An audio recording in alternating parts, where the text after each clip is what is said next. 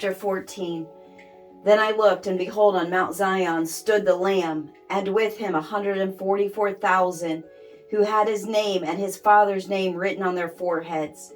And I heard a voice from heaven like the roar of many waters, and like the sound of a loud thunder. The voice I heard was like the sound of harpists playing on their harps, and they were singing a new song before the throne, and before the four living creatures, and before the elders. No one could learn that song except the 144,000 who had been redeemed from the earth. It is these who have not defiled themselves with women, for they are virgins. It is these who follow the Lamb wherever he goes. These have been redeemed from mankind as first fruits for God and the Lamb, and in their mouth no lie was found, for they are blameless.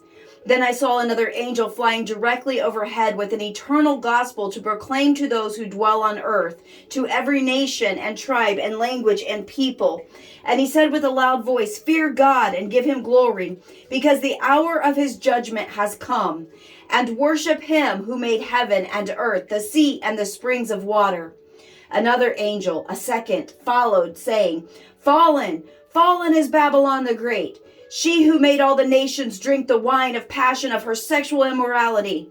And another angel, a third, followed them, saying with a loud voice, "If anyone worships the beast and its image and receives a mark on his forehead and on his hand, he also will drink the wine of God's wrath, poured full strength into the cup of his anger, and he will be tormented with fire and sulfur in the presence of the holy angels and in the presence of the Lamb.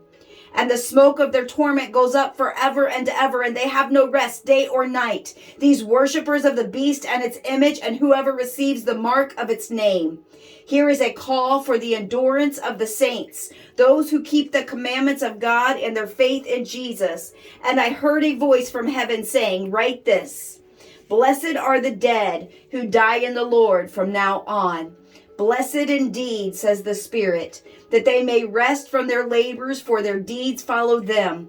Then I looked, and behold, a white cloud, and seated on the cloud was one like a son of man, with a golden crown on his head and a sharp sickle in his hand.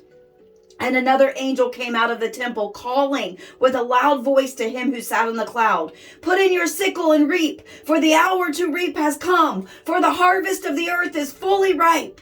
So he who sat on the cloud swung his sickle across the earth, and the earth was reaped. Then another angel came out of the temple in heaven, and he too had a sharp sickle.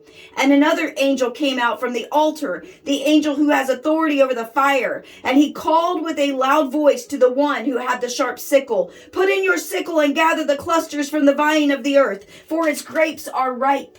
So the angel swung his sickle across the earth and gathered the grape harvest of the earth and threw it into the great winepress of the wrath of God.